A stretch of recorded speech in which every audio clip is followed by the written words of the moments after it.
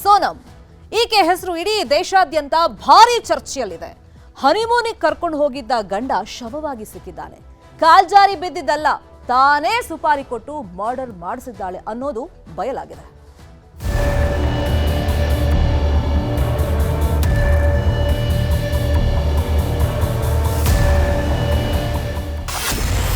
ಹನಿಮೂನ್ಗೆ ಹೋಗಿದ್ದಾಗ ಆಗಿತ್ತು ಮರ್ಡರ್.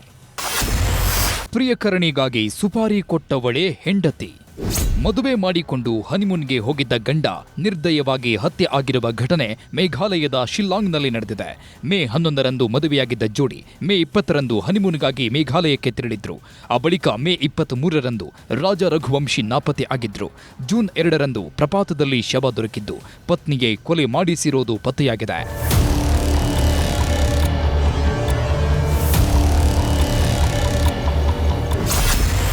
ವಿಶೇಷ ತನಿಖಾ ತಂಡದ ಎದುರು ಸೋನಂ ತಪ್ಪೊಪ್ಪಿಗೆ. ಸುಪಾರಿ ಕೊಟ್ಟು ಕೊಲೆ ಮಾಡಿಸಿದೆ ಎಂದಳು ನವವಧು.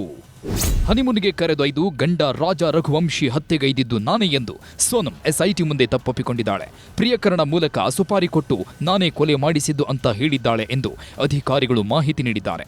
ಉತ್ತರ ಪ್ರದೇಶದ ಗಾಜಿಯಾಬಾದ್ನಲ್ಲಿ ಸೋನಂನನ್ನ ಬಂಧಿಸಿದ ಪೊಲೀಸರು ಮೇಘಾಲಯ ಎಸ್ಐಟಿಗೆ ಹಸ್ತಾಂತರಿಸಿದ್ದಾರೆ. ಪ್ರಿಯಕರಣ ಜೊತೆಗೆ ಮತ್ತೆ 3 ಅರೆಸ್ಟ್.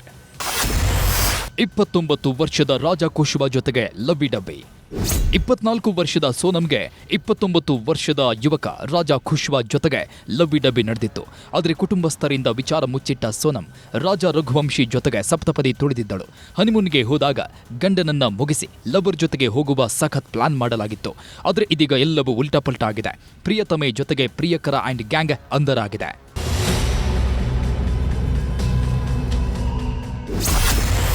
ನನ್ನ ತಂಗಿ ಕೊಲೆಗಾತಿ ಆದರೆ ಗಲ್ಲಿಗೆ ಏರಿಸಿ. ರಾಜ ಕುಟುಂಬಸ್ಥರಿಗೆ ಸಾಂತ್ವನ ಹೇಳಿದ ಗೋವಿಂದ್. ಸೋನಂ ಸಹೋದರ ಗೋವಿಂದ್ ರಾಜ ರಘುವಂಶಿ ಕುಟುಂಬಸ್ಥರನ್ನ ಭೇಟಿ ಮಾಡಿ ಸಾಂತ್ವನ ಹೇಳಿದ್ದಾರೆ. ಈ ವೇಳೆ ಮಾತನಾಡಿರುವ ಗೋವಿಂದ್, ಈ ಕೊಲೆ ಹಿಂದೆ ನನ್ನ ತಂಗಿ ಕೈವಾಡ ಇರೋದು ಖಚಿತವಾಗಿಲ್ಲ. ಆದರೆ ಇಲ್ಲಿವರೆಗೂ ಬೆಳಕಿಗೆ ಬಂದಿರುವ ಸಾಕ್ಷ್ಯಗಳನ್ನು ನೋಡಿದಾಗ ಅನುಮಾನವಿದೆ. ಒಂದು ವೇಳೆ ಆಕೆಯೇ ಕೊಲೆಗೆ ಕಾರಣವಾಗಿದ್ದರೆ ಆಕೆಯನ್ನ ಗಲ್ಲಿಗೇರಿಸಿ ನಾವು ಆಕೆಯೊಂದಿಗೆ ಎಲ್ಲ ಸಂಬಂಧ ಕಡಿದುಕೊಳ್ಳುತ್ತೇವೆ ಎಂದಿದ್ದಾರೆ. ಕೊಲೆಯಾದ ರಾಜ ರಘುವಂಶಿ ತಾಯಿಗೆ ಸೋನಂ ರಘುವಂಶಿ ಸಹೋದರ ಗೋವಿಂದ್ ಸಾಂತ್ವನ ಹೇಳಿದ್ದಾರೆ. ಮಧ್ಯಪ್ರದೇಶದ ಇಂದೋರ್ನಲ್ಲಿ ಭೇಟಿಯಾಗಿ ರಾಜ ರಘುವಂಶಿ ತಾಯಿಯನ್ನ ತಬ್ಬಿಕೊಂಡು ಕಣ್ಣೀರಿಟ್ಟಿದ್ದಾರೆ.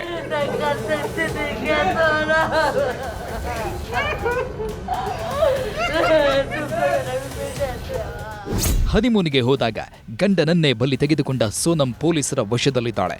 ಗಂಡ ನಾಪತ್ತೆ ಆದ ಬಳಿಕ ಸಹೋದರನಿಗೆ ಕರೆ ಮಾಡಿ ಕಣ್ಣೀರು ಹಾಕಿ ಡ್ರಾಮಾ ಮಾಡಿದ್ದಳು ಅನ್ನೋದು ಗೊತ್ತಾಗಿದೆ. ಪೊಲೀಸರ ತನಿಖೆ ಬಳಿಕ ಮತ್ತಷ್ಟು ವಿಚಾರ ಬಯಲಾಗಬೇಕಿದೆ. Bureau report, news 18.